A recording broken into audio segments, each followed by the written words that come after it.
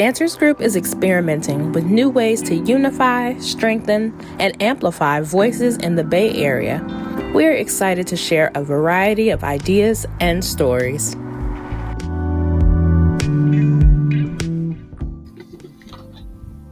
Welcome. We are back with In Conversation, an audio series of interviews exploring intergenerational conversations about the art of dance and different folks' relationships to dance. I am your host, Andrea Spearman. I'm a light-skinned Black woman with my dark brown curly hair in two-strand twists up in a loose bun and wearing black and brown glasses. Today, I'm wearing a black hoodie with the Queen of Tejano music, Selena Perez, printed on the front. Today, we have with us powerhouse Sarah Bush. Sarah, please introduce and describe yourself for our listeners. Sure. Hi, Andrea. I'm so glad to be here. My name is Sarah Bush. I use she, her, or they, them pronouns. I'm a middle-aged white woman currently sitting in my very sunny kitchen in Oakland, California, which is on unceded, occupied Ohlone territory. I am wearing today a very sort of peachy pink sweater where you can see a blue t-shirt collar poking out from the top. And my daily necklace that I wear every day has 3 little gold pendants on it. And I've got curly gray and brown hair. It's a little frizzy this morning under my headphones. Well, we are so glad to have you here. Thank you. It's great to be here. So, Sarah, tell us briefly about your background. How and where did you grow up? I was born in Lincoln, Nebraska, and grew up dancing. Of like my earliest memories, my identity, my whole life has been around dance. And I was dancing around in my living room and swinging off of rope swings in the backyard and wearing inflatable, like pool floaties as tutus at a very young age. And my parents always say they don't remember where I learned really about dance, but that for my, I think, 3rd birthday, I said I wanted a leotard. So they were like, okay, well, I guess we'll look into that. So yeah, my childhood started in Lincoln, Nebraska. And so I was there till I was 7 and have lived also here in the Bay Area for part of my youth and then Salt Lake City, Utah for a big chunk of time. And then back here in the Bay Area. Wow. What a journey. Indeed. That's so interesting that you mentioned these faraway places. And now it makes sense for some of the work that I've seen you do. So if you would tell folks, Sarah Bush Dance Project, how did it come to be? Let's see. I guess I officially say it started in 2007. And I guess it started because I wanted to apply for a grant, I think, and wanted to make a show. And so I was like, I guess I need a company to do that. Yeah. So I've had an interest in being a choreographer my whole life. And from a pretty early age, loved dancing, but also loved creating dances and coming up with processes for, in junior high, I remember creating a system to notate choreography with a friend of mine and always very interested in that process. And in high school was when I was first introduced to modern dance. And that was this kind of eye-opening experience of, this art form felt like the way I was being taught it was very much about, this is about your own expression versus other forms that might be about sort of someone else's expression. And that modern dance felt like there was more personal expression. So yeah, I've had an interest in doing that. So yeah, and I guess it was in 2007, I picked the name sort of randomly. I was having a conversation with another dance friend, colleague, who was like, you should put your name in the title. So that it's sort of like people get to know you and they get to know your company. It's sort of double exposure. So that's just what I did and have stuck with the name. The first show was a collaboration with Free Play Dance Crew, which is primarily a hip hop company, though we all kind of dabbled in a lot of different styles, had a lot of influences amongst us. So, and that was produced at Dance Mission Theater. Where I had a group of dancers with Sarah Bush Dance Project and Free Play Dance Crew had a group of dancers, and we sort of put a show together with both groups. But I, started choreographing, more seriously in college, and very early on was choreographing for nightclubs in San Francisco. So I've choreographed for a lot of churches and a lot of nightclubs, and a lot of outdoor spaces. And I feel like that variety has been a real passion, a real drive for me. And I've had a hard time sort of staying in one lane with my work. I'm always really interested in trying something a little bit different and how those different places influence the work. Yes. And speaking of influence and environmental influences, Mm-hmm. you've been around the US, and I've seen videos of yours, traveling and gaining inspiration from back in Utah and various, outdoor places and gardens here in the Bay Area. Do you feel that you specifically have an inner workings with nature? Or is nature calling to you to create? Yes, I do think, though, one thing that's true is I'm a very visual person. I'm obviously a very physical person with choosing dance or having dance chosen me. And I'm very spatial and very affected by environments, and that includes indoor environments. Like, I also love a theater, or I love, beautiful architecture, a church, a space that feels holy. So yes, to the outdoors, absolutely. I think my spirit, my emotional, mental health is greatly impacted by spending time outside. Even before doing this conversation with you, I stepped outside and I was like, oh, right, get a little breath of fresh air and some sunshine. And so as a human, I'm definitely drawn to being outside, and I love dancing everywhere. And I think that dancing outside provides this different set of stimuli as a performer and as a choreographer. So there's incredible things about the canvas of the studio and the canvas of the theater where you can create these environments. And there's certain things you sort of can rely on in those spaces, like the floor is going to be pretty level, things like that. And outside, you have all these unknowns that feel so real, like the dancing that happens outside is responsive, is active and alive and reflexive, and you have to make a lot of choices in the moment. Even if you fully choreograph something, just there's more chances that there's a pebble under your foot, or a dog runs by, or a siren, whatever it is. And I think as a performer, and when I work with other dancers, seeing them as performers, I love the way we all deepen in our performance when we spend time outside with the material, that we learn more about all of our senses and how those senses can show up in our performance. So even if, a lot of the work I do is performed both outside and inside a theater at different points. So even if we're developing work indoors and outdoors, if we're performing it in the theater, my hope is that we've spent enough time outside where I can say to the dancers, or I can say to myself, remember what it was like when your hands were actually touching the water, that I perform differently if I have that physical body memory of running my hands through what is now air, but remembering what it was like to run my hands through water. That I think that those nuances as a performer are really rich, and what it means to balance on one foot if you're standing on a rocky riverbed that has rushing water pushing against you. How do you have that same alive responsiveness balancing on one leg in the theater then? Yes. I love that you said that. It's you're making your place both indoors and outdoors and creating versatility there, community there. Mm-hmm. Those are some of your core values, diversity, excellence, authenticity, innovation. How did you come to these core values to make them part of your company? That's a good question. Those I did come up with those a long time ago. Good research on your part. I'm pretty sure it was just a brainstorming of things that felt true. I have a very hard time narrowing my focus, as you might be gathering, and I felt like even coming up with a mission statement sentence felt limiting, and so it felt more like, well, what are these qualities that I want to remember and hold myself to, and feel aspirational as well as hopefully true? Yeah.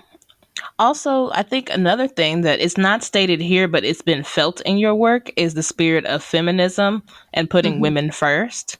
Mm-hmm. Yeah, absolutely. Why do you feel so led to lead with womanhood? Such a good question.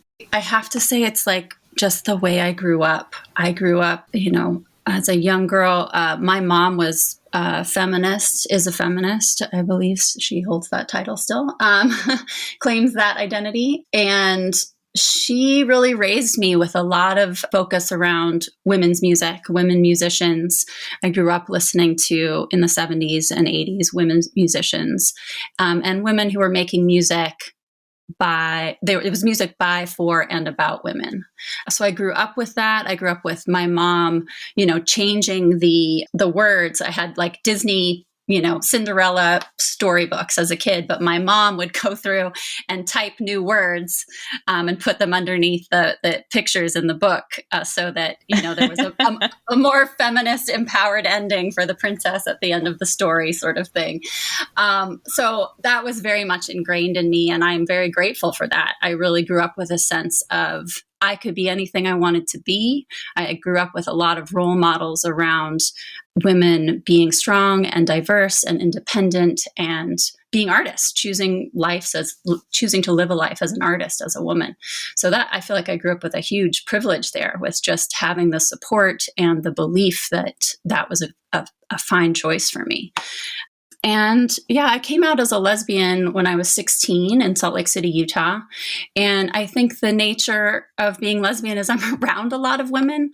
And I've grown up around a lot of incredible women artists. Been a longtime dancer and taiko drummer and martial artist with Chrissy Kiefer's Dance Brigade, another feminist dance theater company that I feel so honored to have been part of that lineage of that company. I think it was one of the first all-women's dance collectives, started in the 70s as Wallflower Order. And so it's very natural just to also, I think, the values I grew up with, the artists I've been around, who I'm drawn to. I've certainly worked with a variety of genders and of all kinds of artists. But that is sort of where I come from, I think, is very much a feminist community, a feminist upbringing. Very nice. I love that from your mom, recreating these stories. Yes. Yeah. She has instilled a lot of incredible values in me. I'm quite grateful. We're going to take a short break and we'll be back with Sarah Bush.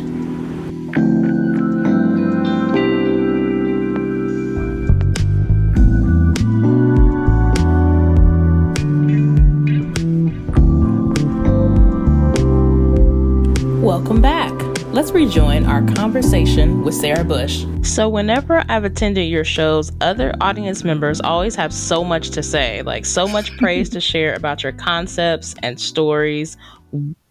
What's your choreographic process? Thanks for coming to so many shows and being parts of this process.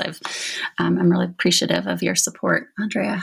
And I think, just to speak to that, people have a lot to say. That's one of the things I love about live performance and or sharing performance in general, is that feedback, is that chance to hear from audiences, have it feel even sort of collaborative in some way. That, it really, that's a huge part of the work for me. I really care about how the work lands with other people. And I really think I have had an interest in making work with sort of the non-dancer audience in mind. I love all the different communities I get to dip into and be a part of. And I think because of dancing in churches and nightclubs too, it's like making dances for people, for people who want to feel moved, and it feels less about making dances sort of for abstract arts audiences or more traditional sort of dance audiences. I really hope to make works for all kinds of people. And I think about that in my choreographic process, about what makes dance as an art form, what can help make it feel accessible and feel inviting to folks who don't identify as dancers or dance lovers even. I've had people, say to me like, oh yeah, no, I don't really like dance. I don't get it. I like going to the theater, but I don't know, And so I think about that a lot, of like, well, what is it?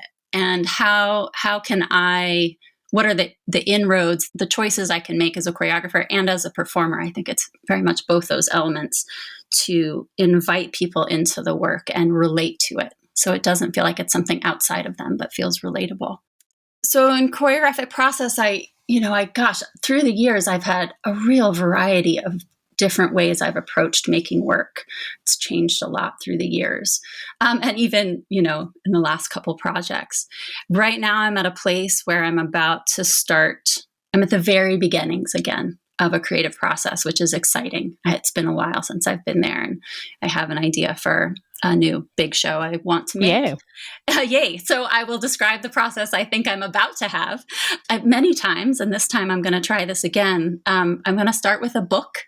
And in some ways, it almost doesn't matter what the book is, but taking an actual paperback book.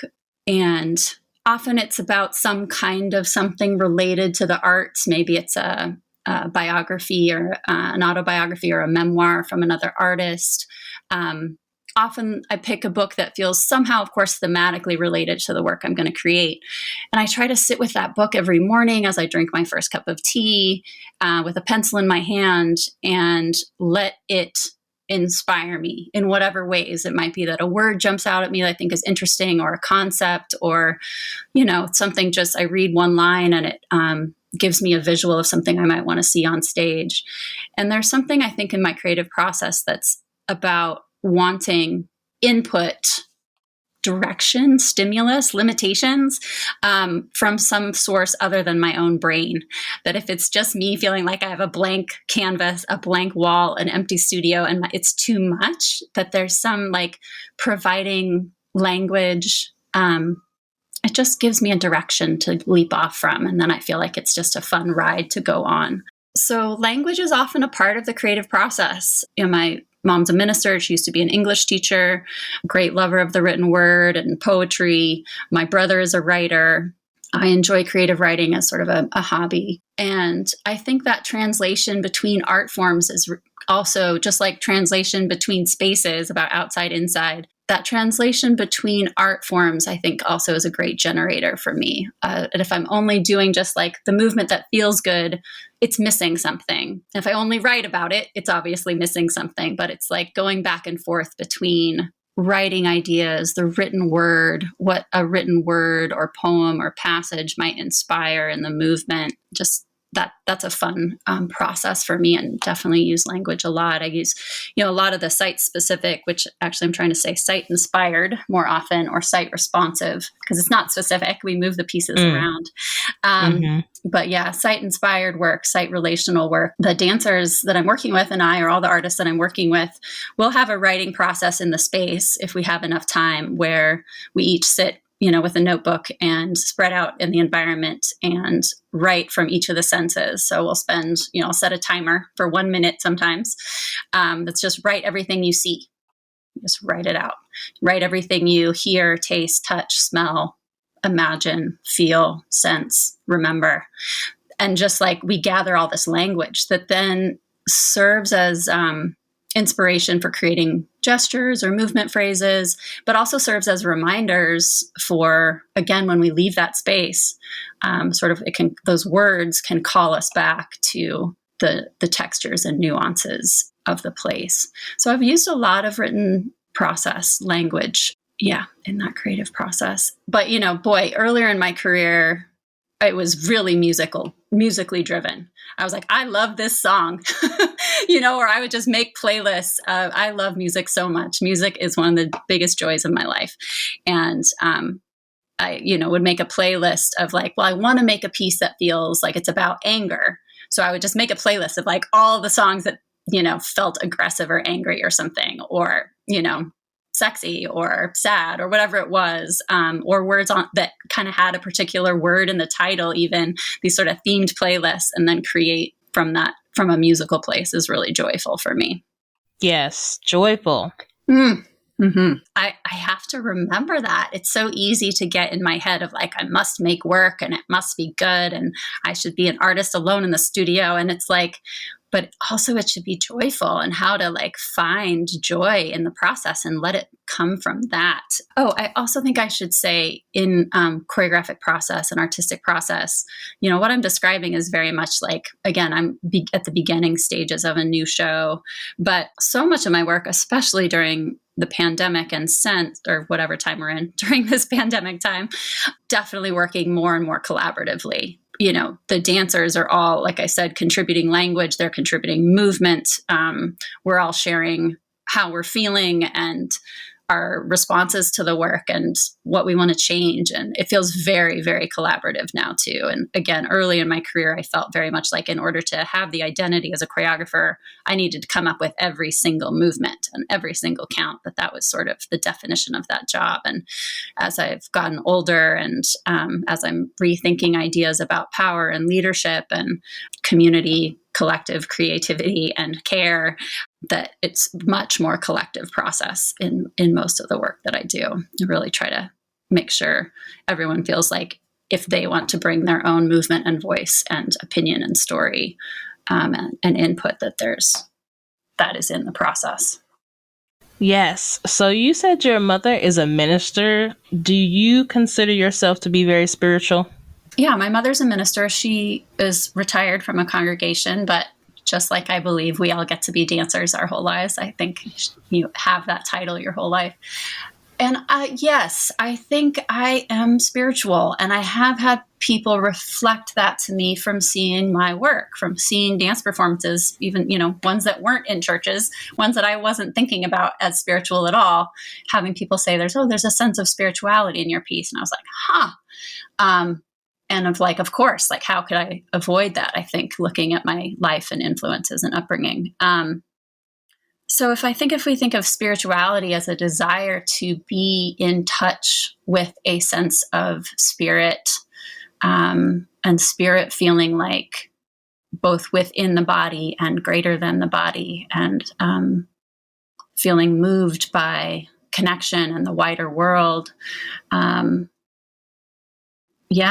I think I do feel like a spiritual person. I think when again, outside is a place where I feel that, and in the theater. I mean, I think that's why I'm drawn to dance. That dance is a place where I have felt spiritual. I have felt in touch with my spirit and with the spirit of other people. I mean, I think that moves me in my work of what can I create along with others? What can we offer to people to touch their spirit, to feel either their spirits are reflected or recognized or lifted or moved. I do think I'm looking for that connection of spirit.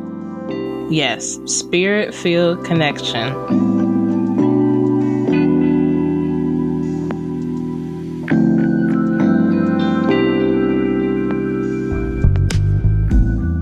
What's a future goal or dream for you and the company?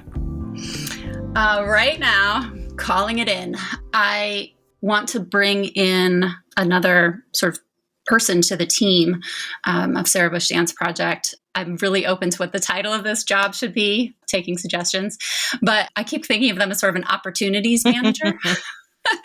But some people would maybe call it a company manager, but it feels more like sort of opportunities manager, that through these, I guess we're in our 15th year. Is that right?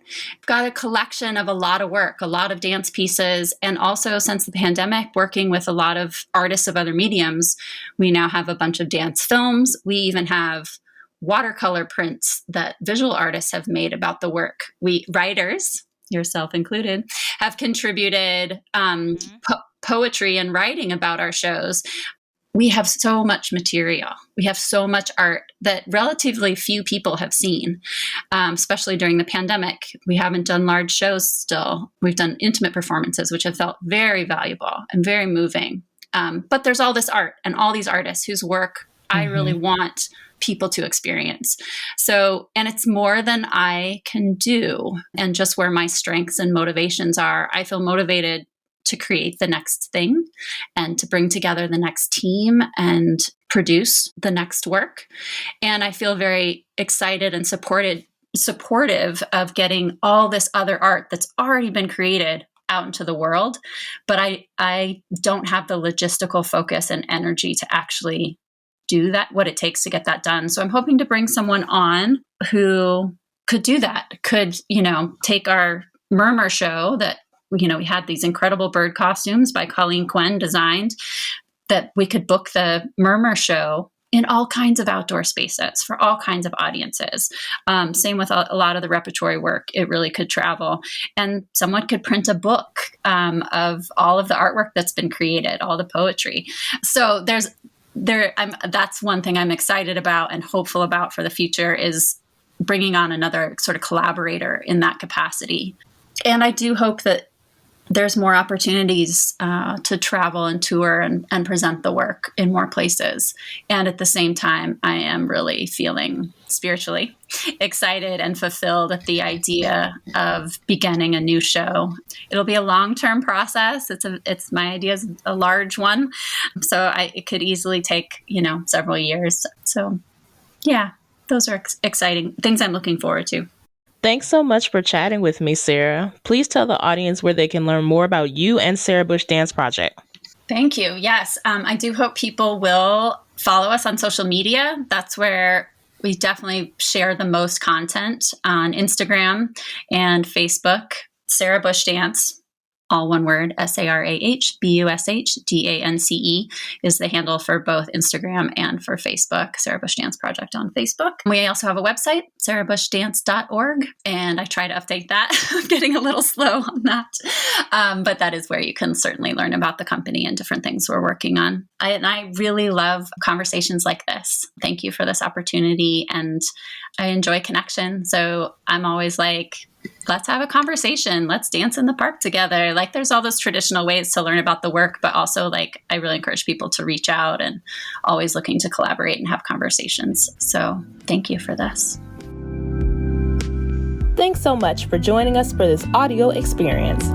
For additional content that reflects our dynamic dance community, visit our In Dance article archive at dancersgroup.org.